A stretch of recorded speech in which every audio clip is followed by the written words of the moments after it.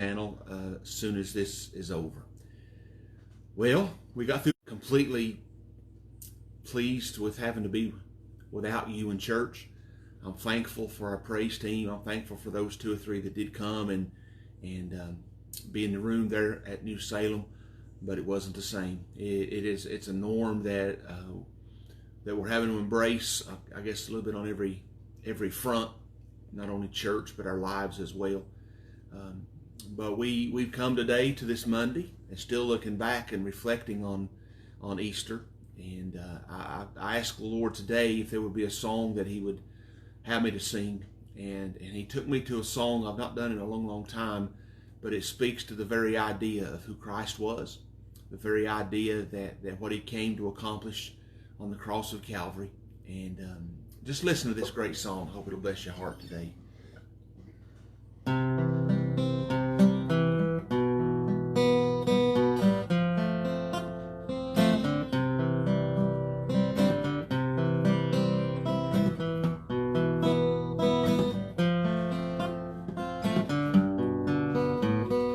Born in a manger, His mother was a virgin, raised in a carpenter's shop.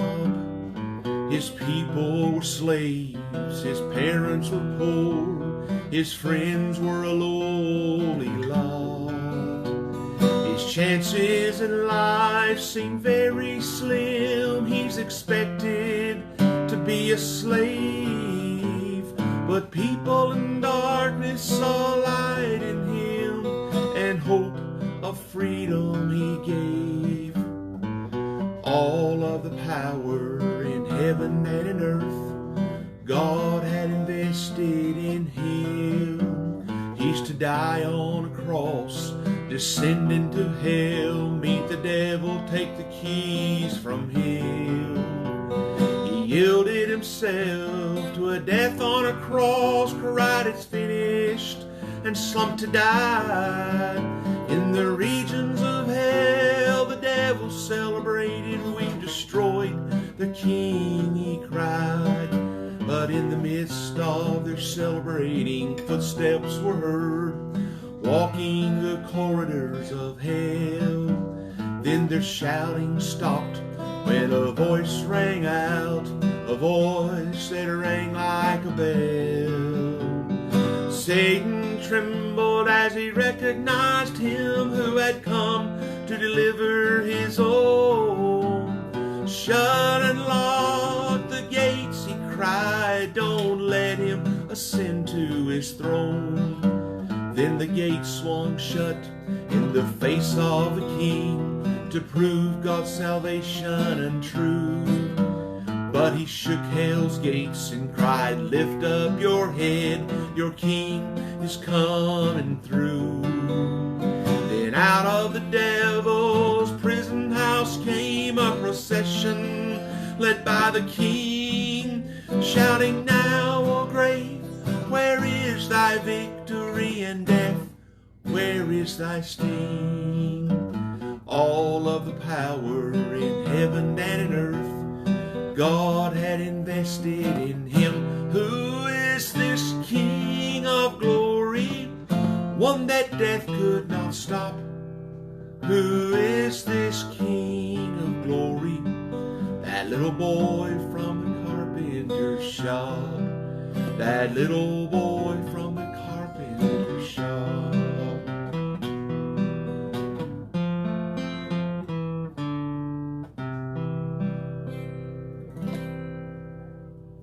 Love that song. Been doing that for a long time, many years. We've been singing that in churches and different places, and it's always been a blessing to folks, and I hope it was an encouragement to your heart today. The little boy from the carpenter. I love the line that says, who is this King of glory, the one that death could not stop? And I think that's maybe why the Lord put it back on my mind on this Monday after Easter, still reflecting, still looking back, and I hope I'm never at the place in life where I stop reflecting on the cross and being changed by the empty tomb. Amen. Hope you can say that as well.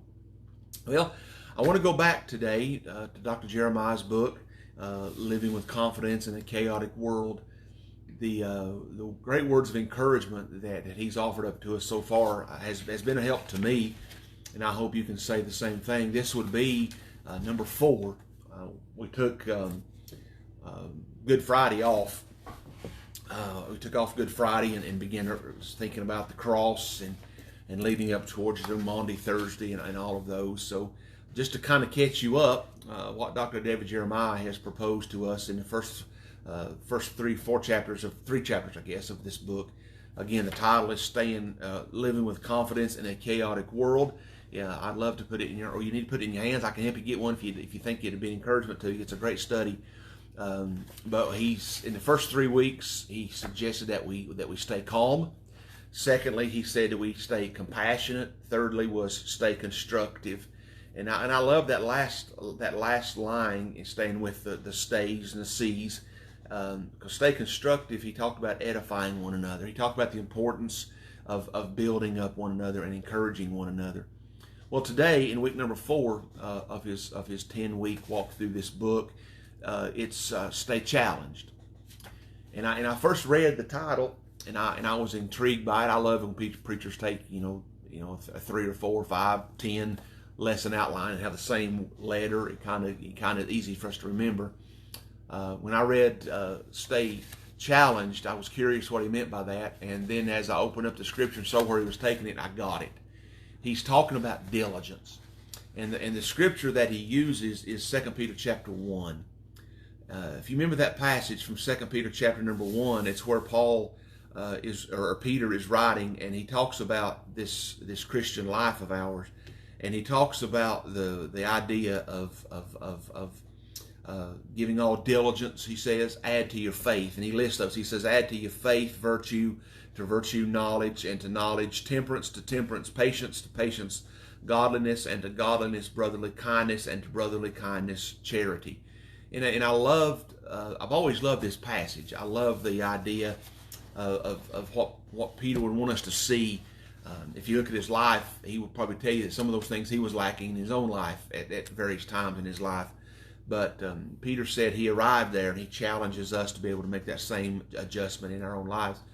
But he talks about a very kind of a building block kind of a mentality. He says when you've got faith, when faith is evident in your life, he says add to that virtue. That's courage. That's the New Testament word for a moral goodness, but it means standing for the right thing. So to our faith, he says add virtue. To our virtue, add knowledge. It means exactly what it says. It's to continue growing in the knowledge of who God is and the knowledge of His Word. To knowledge, self-control. We don't like that one. That's a tough one for a lot of us. Self-control, perseverance, and the perseverance, godliness, and then finally godliness, compassion, and brotherly love. So I challenge you to go read that sometime and let those 5 or 6 little steps bless you. But here's what I want to give you for today, for today's midday moments. Because here's what Dr. Jeremiah takes away from that little passage, and what he offers us is the things that can happen if we're diligent. If we, as Peter says, he says, and besides this, giving all diligence. Dr. David Jeremiah, he said he used the word challenged. But stay challenged, in other words, to be diligent in our Christian life. And as we look around us and the changes of life and the craziness that life looks like now, here's what I would share with you from the pen of Dr. Jeremiah. Again, not original me, but it challenged my heart, and I believe it'll help you too. First thing he asks or challenges, he says 3 things will happen if we're diligent. 3 things will happen if we're diligent to what Peter has just given us. The first one is a stability in our Christian life. It'll bring about a stability that we can't get in and of ourselves. It'll bring consistency. It'll bring freedom from worry, freedom from anxiety. Those things that are to characterize the diligent Christian life. So it'll be an encouragement. It'll first of all, it'll bring stability to this Christian life. Secondly, it'll bring vitality to the Christian life.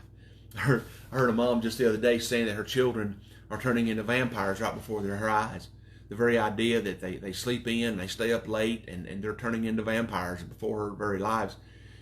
And I got to thinking, we as God's people, being stuck in the house and can't get out and be involved with other people and be in church when we want to be, it's easy to lose that vitality. the abundant, even physical strength begins to lag behind if we're not careful. But Peter would want us to be reminded today that if I add to my faith diligence and virtue and knowledge and temperance and patience and godliness and all those things he lists there, it'll bring a certain amount of vitality. You're out there working, you get out in the yard and walk around, you strive to be energy in your physical body, because if you sit in the house too long, what that can do to you. I challenge you with the same thing in our spiritual life. We need to make steps towards retaining and maintaining a spiritual vitality. And then the third one he shares with us is reality. Stability, vitality in our Christian life. And thirdly, he suggests to us a reality of our Christian life. You'll begin to understand clearly the difference between the reality that is life and fantasy. Folks have invented this fantasy life. Well, we realize that Christian life is not that at all. We realize that it's boots on the ground, it's luggage and baggage and hardships and trials and temptations and all that stuff that comes with the Christian life. It'll help us to realize the reality, because the reality is that we are in this world, but we're not of this world. Don't be deceived by the schemes of Satan. Take God at His Word. Stand on the promises that God has given us in His Word. So again, just a very brief midday moment. I pray the song was an encouragement to you. If you missed the first part of it, if you didn't tune in quick enough to go hear the song, it'll be on Facebook here, so you can listen to it again. You can also go and find it on our YouTube channel. So wherever you are today, may the Lord bless you, make His face to shine on you, and give you peace until we meet again. God bless you. It's good to see you. I love you.